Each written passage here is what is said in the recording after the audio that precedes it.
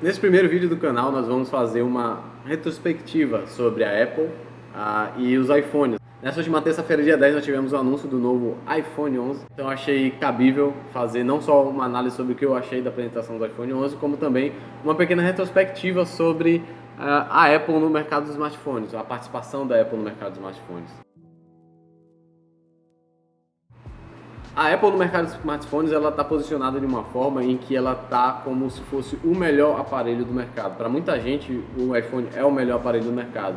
E muito disso se deu justamente pelo fato da forma como a Apple se posicionou e também pelo status de pioneira, né? A Apple foi a primeira empresa a lançar um smartphone com uma interface utilizável de fato, com touchscreen e com uma integração de software, hardware, câmera, internet, etc., de forma que agradou a praticamente todo mundo. E ano após ano, cada lançamento, cada anúncio de iPhone, a Apple melhorava bastante isso, né? A gente viu a Apple migrar de um design redondo, meio parecendo com um Fusca, parecia um New Beetle, parecia um Fusca, o iPhone 3, para um iPhone 3GS e o iPhone 4, quase sem contestação nenhuma.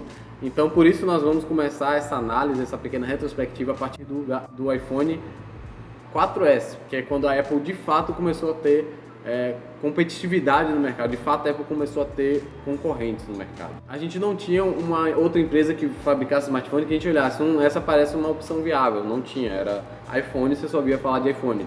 As pessoas, se duvidarem, nem sabiam o que era smartphone, só conhecia o iPhone de fato, e os dumb phones são os celulares não smartphones. Por isso que eu vou fazer essa análise a partir do iPhone 4S, porque o iPhone 4S foi o primeiro iPhone que passou a ter uma concorrência considerável, com a Samsung lançando o Galaxy S2, prometendo trazer o Android para o páreo da competitividade no mercado de smartphone. Fica assim então, eu vou fazer uma lista aqui, começando do iPhone 4S, passando por todos os iPhones até chegar no iPhone 11, no anúncio do iPhone 11, falando sobre os pontos negativos e positivos que marcaram o lançamento de cada iPhone.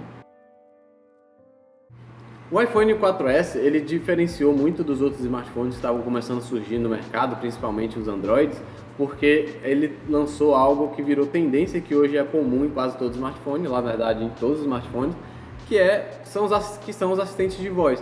Os assistentes de voz, do jeito que a gente conhece hoje, não existia naquela época. Diferente do, por exemplo, do Galaxy S2, o iPhone 4S tinha um assistente de voz de fato, onde ele conseguia entender o que você falava e ele tentava buscar a melhor forma de interpretar o que você dizia e o que mais se adequava ao que você estava solicitando. Diferente, por exemplo, do Galaxy S2, que lançou o Galaxy Voice, acho que era Galaxy Voice o nome, e o Galaxy Voice ele tinha configurações pré-determinadas, então ele não tinha um sistema que fazia buscas no Google e etc. Ele simplesmente tinham configurações em que eram pré-carregadas e você falava a voz e reconhecia. Boa.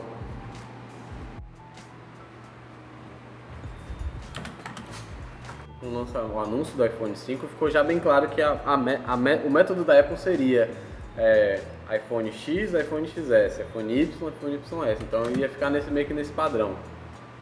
E a lógica era, a Apple lançava um iPhone novo, com várias novidades, depois ele pegava tudo que não deu muito certo nele e melhorava.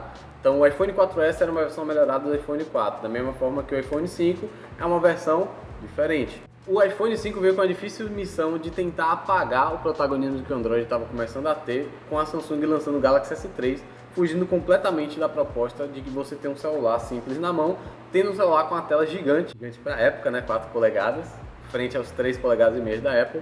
E aí, para ficar mais na frente da Samsung, que investiu bastante em tela, passando a utilizar a tela Super AMOLED e passou a investir bastante em bateria, a Apple melhorou o sistema de gerenciamento de bateria do iOS e também mudou o sistema de conexão, onde a gente tinha aqueles conector gigante com 32 pinos e passou a ter a nova porta Lightning. Diferente da maioria dos aparelhos que usava aquele conector micro USB, a Apple inventou seu próprio conector com a porta Lightning, que ela servia tanto para transferência de dados quanto para carregamento de celular, e futuramente também serviria para outras funções dos MacBooks e iPads da vida. O design mudou, abandonou o vidro, passou a ter aquele design com acabamento em alumínio, mas no geral ele continuou com a mesma cara do iPhone S, porém abandonando o vidro e passando a ter o design todo em metal. Em termos de software, a Siri foi melhorada, a Siri cada vez se tornando uma assistente realmente útil, bastante interessante, algo que o Android não tinha nada na época ainda, porém mais do mesmo em relação ao iPhone 4S. Apesar das expectativas baixas com o iPhone 5S por conta das poucas novidades do iPhone 5, a Apple acabou surpreendendo. A Apple conseguiu incluir, sem alterar o design do smartphone, de forma que ele continuasse com a mesma carinha do iPhone 5, um sistema de leitura biométrica no botão Home, aquele famoso botão redondo com um quadradinho no meio do iPhone. Não prejudicou a autonomia do aparelho, então a bateria não foi prejudicada pela inserção do sensor e foi chamado de Touch ID. Com o Touch ID, a Apple novamente se colocou à frente dos outros concorrentes, porque praticamente nenhum smartphone na época tinha um sensor biométrico tão rápido e tão eficaz. Você colocava o dedo, ele lia, desbloqueava. A Samsung, por exemplo, demorou para conseguir aplicar um sensor biométrico no smartphone na linha Galaxy S, e você não era de apertar, você tinha que apertar e deslizar o dedo, ele precisava ler o dedo inteiro, porque o botão Home da Samsung é menor do que o da Apple, então ele não funcionava tão bem quanto o da Apple. Porém, mesmo com essa diferenciação, o pessoal começou a se questionar por que a Apple não estava seguindo a tendência de telas grandes.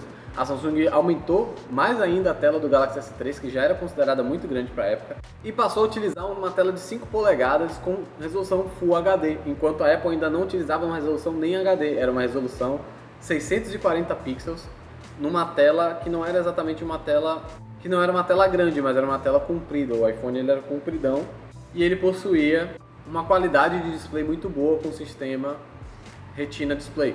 Porém, o AMOLED estava cada vez ganhando mais relevância. Mesmo com todas essas diferenças e mesmo com a Apple optando por ser conservadora em seu design, nas suas opções de features do celular, como a falta de NFC que o Samsung já tinha, o Touch ID, na minha opinião, conseguiu manter o iPhone no páreo como um dos melhores smartphones do mundo, mesmo com essas diferenças em relação às outras empresas.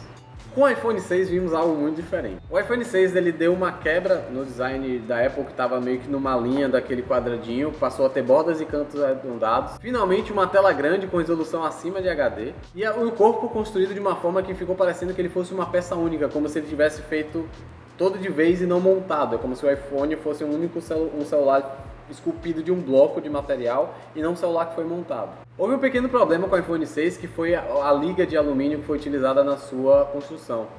Para buscar, a Apple sempre buscou fazer um smartphone leve e fino.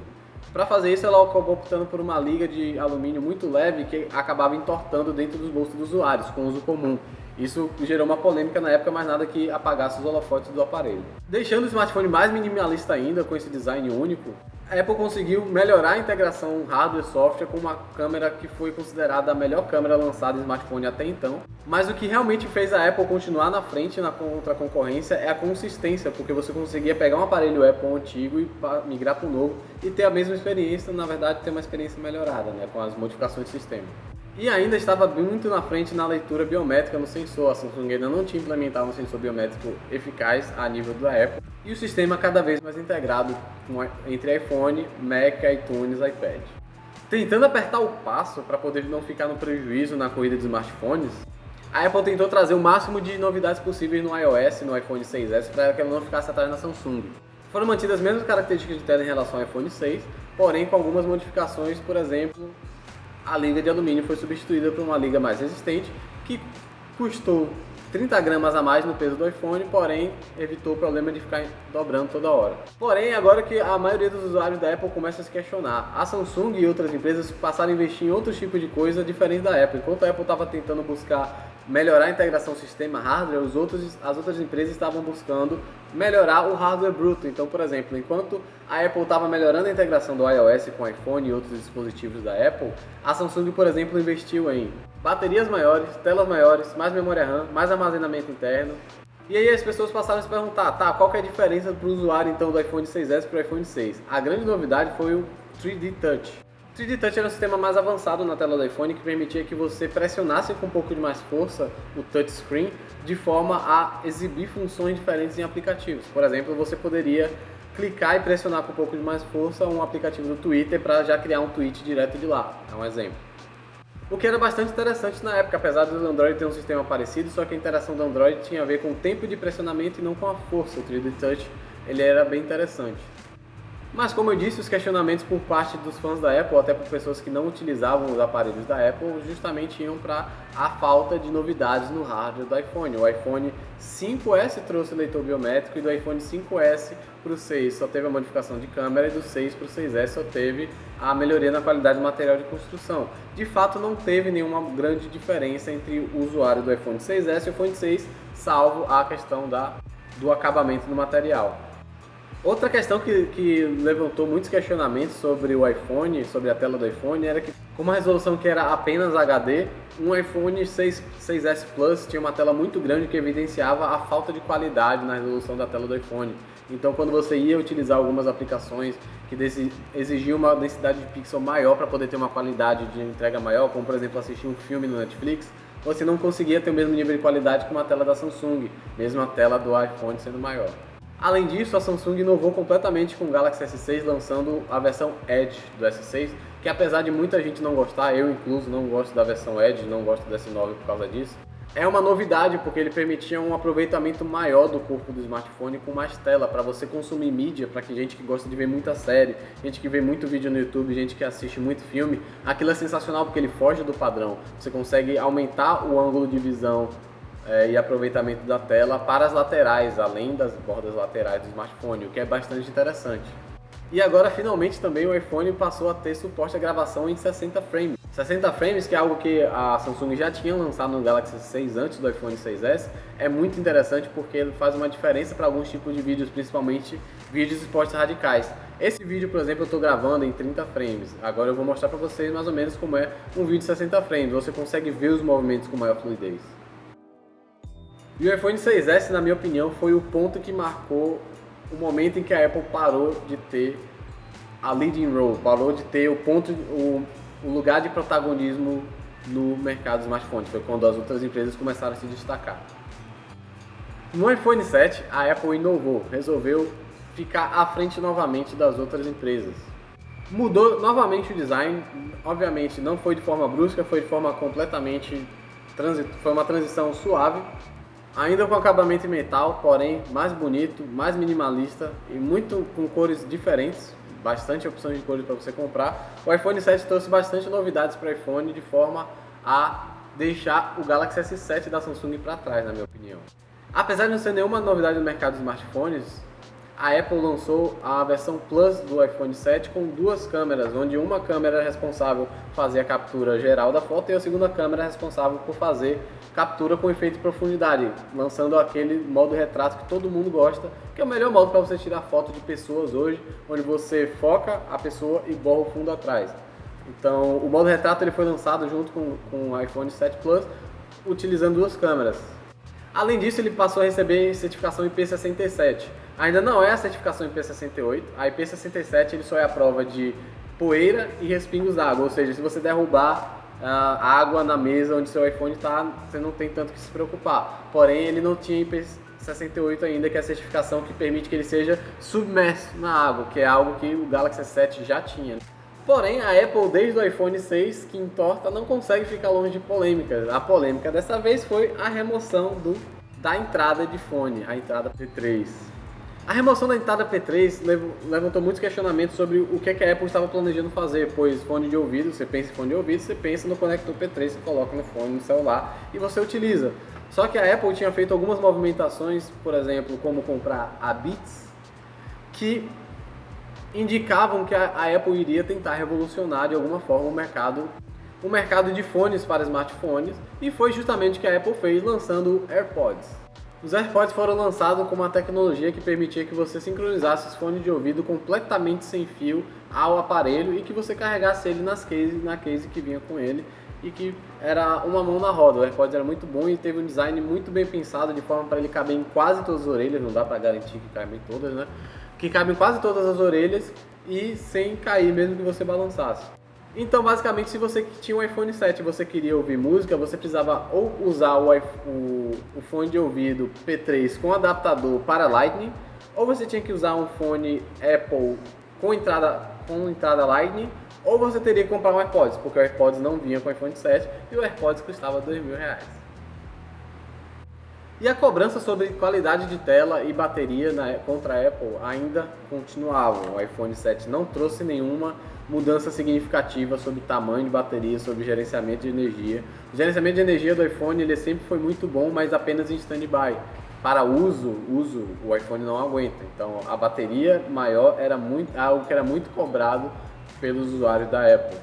E como o iPhone 7 ele trouxe muitas mudanças e, por exemplo, o uso do AirPods, que depende do Bluetooth ligado quase que o tempo inteiro, o consumo de bateria aumentou e o melhor amigo do iPhone 7 acabou se tornando o Power Bank.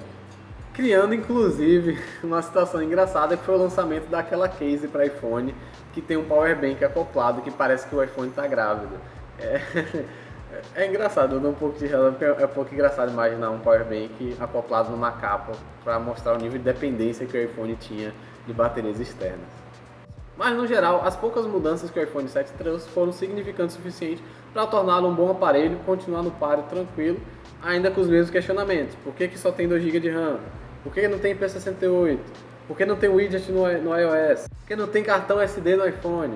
Entre outros questionamentos. Mas esses questionamentos sempre existem, né, pela concorrência e pelos usuários de outros smartphones que pretendem mudar para a Apple, porém enfrentam resistência por conta da falta desses features. Diferente do normal, em 2017 a Apple não lançou o iPhone 7S, a iPhone lançou o iPhone 8. Ela pulou para o iPhone 8 porque ela pretendia novamente modificar algumas coisas. Como, por exemplo, voltar a usar vidro no fundo do smartphone. Mas por que voltar a usar vidro no smartphone? Agora é mais coisa para quebrar de novo que no iPhone 4S. Há um motivo para isso, que é que a Apple finalmente colocou carregamento sem fio no iPhone. Isso era algo que o Galaxy já tinha desde o S6, desde 2015, e que ainda não tinha na Apple e muitos usuários questionavam, porque o carregamento sem fio permite que você tenha um carregador sem fio na mesa e a partir do momento que você está no computador e o smartphone está ocioso, você pode colocar acima do carregador sem fio, que ele carrega por indução e não necessariamente precisa que você fique colocando e desconectando o cabo da tomada do carregador o tempo inteiro. Isso evita desgaste da porta Lightning, que era usada para muitas coisas, como fone de ouvido e carregador. Além disso, a Apple lançou junto com o iPhone 8 o iPhone X, que foi o que realmente roubou completamente a cena do mercado de smartphone no momento. A Apple usou o iPhone X para lançar tudo aquilo que ela tinha resistido tanto tempo para lançar. Um smartphone com tela grande, um smartphone com display infinito, um smartphone com carregamento sem fio, um smartphone com IP67, não é IP68 ainda, entre outras features, como navegação por gestos, que muita gente elogiou e a Google hoje, por exemplo, utiliza também. Sendo mais caro que o iPhone e o iPhone Plus, ele também trazia 2 câmeras e um sistema desenvolvido exclusivamente para rodar nele, diferente do iPhone 8. O iPhone X, por sinal, ele não tem o botão Home. O botão Home que tinha no iPhone até o iPhone 8 foi abandonado. E a solução que a Apple trouxe para o botão Home foi o Face ID, que é o sistema de reconhecimento facial da Apple, que fica acoplado naquele notch, que é aquele entalhezinho na parte superior da tela. Enquanto a maioria das empresas que estavam utilizando esse tipo de tecnologia de tela infinita estavam movendo a localização do seu sensor biométrico para as costas do aparelho ou para a lateral, o iPhone optou pelo Face ID. Só que o Face ID ele não é exatamente apenas um sistema de reconhecimento facial, pois o sistema de reconhecimento facial em smartphone já é algo relativamente antigo. Inclusive deve ser uma tecnologia que acho que na época já tinha uns 3 ou 4 anos. Porém o sistema de reconhecimento facial na época ele simplesmente comparava uma foto que você salvava no seu smartphone com o seu rosto. Então, se você tivesse uma situação em que seu rosto por algum motivo tivesse muito diferente da foto que você tinha tirado no sistema de cadastramento de segurança, você não ia conseguir desbloquear o celular. Além de que você poderia desbloquear o celular usando uma foto sua, ao invés de você mesmo. Então alguém poderia desbloquear o celular. Já o Face ID ele contava com uma série de sensores que conseguia mapear o rosto. Tipo, o Face ID ele mapeava o rosto e ele criava um algoritmo que calculava os pontos do mapeamento do rosto para ver se batia com os pontos que tinham sido calculados primeiro para desbloquear o celular. Não é bem isso, mas é isso. A tela do iPhone X, apesar de muito elogiada, também foi muito criticada, porque apesar de já existirem diversos smartphones com esse modelo de tela infinita, a Apple usou o entalhe que não aproveitava e tinha um troço no meio da tela e que reduzia eventualmente o quanto da tela você poderia usar. Enquanto as outras empresas estavam indo para um caminho com menos bordas possíveis, a Apple removeu todas as bordas, mas manteve o entalhe que acoplava os sensores, o alto-falante e a câmera. Então não é exatamente uma tela infinita. Então o iPhone 8 acabou meio que passando despercebido, enquanto o iPhone X trouxe muitas mudanças positivas e algumas negativas, na opinião de alguns, para a Apple. E no ano seguinte, ao invés de lançar um iPhone 11, a Apple voltou para o esquema de lançar um iPhone com S, depois lançando o iPhone XS, XS Max e XR. Eu particularmente não consegui ver nenhuma diferença significativa entre o iPhone XS e o iPhone X. A única diferença é que eles aumentaram a tela, pois o iPhone X tinha uma tela, mesmo com uma proporção tela-corpo muito grande, ele não tinha uma tela muito maior que o iPhone 8. Então ele era um aparelho extremamente compacto, porém o iPhone XS e o XS Max passaram a ter telas muito maiores e o iPhone X foi descontinuado com o lançamento do iPhone XS. A prova de que o iPhone XS não trazia muita coisa nova além do tamanho da tela é que essa descontinuação do iPhone X foi feita com medo de que a existência do iPhone X, que iria ficar mais barato com o lançamento do iPhone XS, pudesse atrapalhar as vendas do iPhone XS, que não trazia nada de novo, e que alguém que tinha um iPhone 8 e queria experimentar um sistema de tela infinito da Apple com Face ID, compraria o iPhone X e não o XS, porque o XS era caro e não tinha nada diferente entre o X. Ou seja, em 2018 a Apple lançou um aparelho exatamente igual ao aparelho anterior, com algumas melhorias pontuais, como bateria, tela, passou a usar a tela AMOLED. Na verdade, isso era desde o iPhone X, eu esqueci de falar. Mas desde o iPhone X a Apple passou a usar a tela AMOLED, que a Samsung fabricava. E uma das decisões questionáveis que a Apple tomou nesse ano foi parar de comunicar relatórios de vendas dos iPhones. Pois é, isso para muita gente pode ter sido um sinal de que os iPhones não estavam vendendo bem, principalmente porque eles lançaram um celular que era exatamente igual ao celular do modelo anterior. O iPhone 8 ainda vendia bastante, o X foi descontinuado e o iPhone XS provavelmente não estava com as vendas muito legais. Por isso a Apple parou de dar relatório de venda de iPhone. E aí passou a ter o medo, né? O medo do iPhone, do próximo iPhone não ter muita coisa nova, dado que o iPhone XS era a mesma coisa do X. E isso foi diferente? E a minha resposta é não. Apesar do iPhone 11 ter aquele design maravilhoso, eu gostei muito, eu não vou mentir. Eu gostei do iPhone 11, do design. Tirando aquela câmera tripla foi a pior solução de câmera tripla que eu já vi. Porém, o iPhone 11 com apenas duas câmeras ficou relativamente bonito, eu gostei bastante. Eles escolheram um vidro meio brilhante, glossy, com um acabamento fosco. Deu uma mistura bem interessante, principalmente para quem for usar capa, porque fica sempre uma parte em evidência, que é aquele módulo quadrado onde estão acopladas as câmeras. Algumas mudanças já aguardadas há muito tempo por usuários do iOS, como o modo escuro para o iOS, mas que é algo que é muito antigo no Android, é algo que já tem há mais de 2 anos os sistemas Android, e poucas mudanças significativas em termos de hardware. A gente continua vendo o Face ID, a gente continua tendo um display infinito com entalhe, a gente continua tendo uma memória RAM não muito alta, a gente continua não tendo entrada para cartão SD. Então, apesar de não inovar, a Apple lançou o iPhone 11 com a promessa de ter as melhores câmeras do mercado, de ser o iPhone mais rápido da história e o smartphone mais rápido do mercado, e aumento na duração de bateria, de até 5 horas a mais, porém apenas na versão Pro Max. Eles lançaram o iPhone 11, iPhone 11 Pro e o iPhone 11 Pro Max. Tem 2 sobrenomes o iPhone. Porém, a gente ainda não tem nenhuma análise muito aprofundada sobre o uso do iPhone 11, porque ele foi anunciado nesta terça-feira agora, dia 10, e ainda não está disponível à venda. Ele já está disponível à venda, mas não foi entregue ainda para o público geral. Além disso, o contexto em que o iPhone 11 foi lançado, dando de novo descontinuidade à versão anterior, ele deu descontinuidade à versão XS e XS Max do iPhone, porém mantendo a venda do iPhone 8 e do iPhone XR, mostra que a estratégia da Apple é clara. Quem tem iPhone 8 e iPhone XR, migre para o iPhone 11. Quem não tem iPhone e quer se aventurar no mundo do iOS, compra o iPhone 8 que é mais barato, ou o iPhone XR que é mais perto do iPhone 11.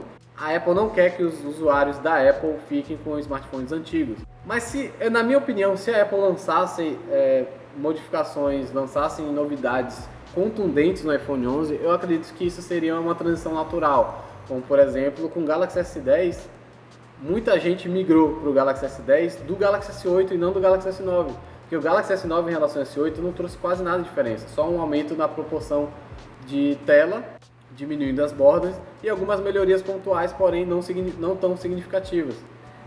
Mas o Galaxy S10 trouxe um display infinito, realmente infinito, que usa quase 95% da tela, um novo sistema de carregamento por indução, em que o próprio celular pode se tornar um carregador, melhoria nas câmeras com câmera tripla já antes da Apple, né? O Galaxy S10 foi lançado no começo do ano, já tem mais de 6 meses. E a Samsung não parou de fabricar e comercializar o Galaxy S8 nem o S9, inclusive o S7, se você for no site da Samsung, ainda está disponível à venda, se duvidar, o S7 Edge. Então esse tipo de movimentação que a Apple faz para tentar fazer o consumidor comprar um modelo mais recente sempre, é uma das coisas que faz a gente questionar se realmente esse modelo novo é novo, porque senão seria uma compra natural. As pessoas não optariam por comprar o iPhone XS só por ser mais barato, já que o iPhone 11 teria mais mudanças. E a conclusão que podemos chegar a tudo isso é que, apesar de eu ter feito várias críticas em relação ao iPhone e a progressão da Apple com o iPhone ao longo dos anos, é que não, a Apple não parou de inovar, a Apple continua inovando, só que a Apple escolheu um caminho de inovação diferente das outras. Eu não estou aqui para julgar se a escolha da Apple foi a melhor ou foi a pior, tá? Eu estou aqui para tentar chegar à conclusão se ela realmente parou de inovar e ficou parada no tempo, como muita gente diz, ou não. E eu vou até dizer que eu considero uma injustiça você falar que a Apple parou de inovar. Então, porque vamos pensar da seguinte forma: quando as empresas passaram a usar display infinito, a Apple optou por não usar porque ela provavelmente tinha algum plano para como ela ia lidar com a aplicação do display infinito sem alterar o design do iPhone. Porque não teve nenhuma revolução brusca, abrupta no design do iPhone. Então a Apple provavelmente tentou uma solução para a tela infinita que fosse diferente das outras empresas, porque as outras empresas moveram o sensor biométrico para a lateral ou para o fundo do aparelho. Isso para a Apple poderia acabar implicando numa mudança radical no design do iPhone e ela não viu isso como algo bem-vindo, provavelmente. Por exemplo, a Samsung moveu para trás, para junto do módulo de câmera, e a Motorola em alguns aparelhos moveu para a lateral, assim como a Sony na linha Xperia. Então quando a Apple finalmente decidiu usar o Infinity Display, o sensor infinito, ela optou pelo Face ID. Por que ela optou pelo Face ID? A outra alternativa, fora você mudar o sensor biométrico de lugar, seria utilizar uma tecnologia experimental na época, que era o leitor biométrico por debaixo da tela, que utilizava a tecnologia infravermelha para fazer leitura da digital do dedo debaixo do touch, debaixo do display.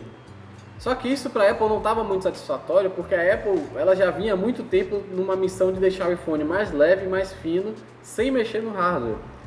E você colocar um sensor desses que precisaria que a tela ficasse ligada o tempo inteiro esperando o dedo ser colocado para ler, implicaria que você, primeiro, precisaria aumentar a bateria, que é algo que a Apple não fez por muitos anos. Segundo, implicaria que provavelmente o iPhone seria mais grosso, porque você teria um sensor a mais abaixo do display e poderia deixar o iPhone um pouco mais grosso, e isso a Apple também não viu como algo legal. Qual foi a solução da Apple? O Face ID. Então a gente não pode dizer que a Apple não inovou. O Face ID é uma tecnologia inovadora, funciona completamente diferente dos sistemas de reconhecimento facial que a gente já tinha anteriormente, porém ia no caminho diferente, separado do que as outras empresas estavam fazendo, que era de tentar continuar com o leitor biométrico, porém com soluções que não alterassem o design e pudessem fazer uso da tela. Ou seja, significa que a Apple enxerga o mundo e o mercado de uma forma diferente que as outras empresas. A Apple tem prioridades diferentes do que as outras empresas. Com esse exemplo do Face ID, fica claro que a Apple não deixou de inovar. A Apple, na verdade, ela só seguiu um caminho diferente de fato. E isso tem muito a ver, isso é muito associado com o fato de que se você for pegar e analisar o design e a experiência do usuário, desde o primeiro iPhone até o iPhone 11 que foi anunciado agora, a ideia da Apple sempre foi: usuários novos têm que se adaptar rápido ao sistema, usuários antigos que já usam Apple não podem se sentir desconfortáveis com mudanças muito drásticas. Por conta disso, a Apple prefere continuar o sistema de bateria da mesma forma, prefere manter um celular sem cartão SD e prefere focar mais num sistema utilizável e com maior vida útil do que necessariamente ficar entupindo o celular de memória RAM e chamar isso de inovação. Então é basicamente isso, eu espero que vocês tenham gostado do vídeo. Caso vocês tenham alguma dúvida sobre algum tópico que eu tenha citado, ou se eu tiver falado algo errado, vocês queiram corrigir, ou até trazer uma informação nova que vocês acham que eu posso ter deixado de fora, vocês podem deixar aqui embaixo nos comentários. Se possível, se você gostou também, dê um like no vídeo, se inscreva no canal. O feedback é sempre bem-vindo, quem tem as minhas redes sociais vão estar aqui na descrição, se vocês quiserem se comunicar por lá comigo também, eu sou bem receptivo. E é isso, eu espero que vocês tenham gostado bastante e eu fico por aqui.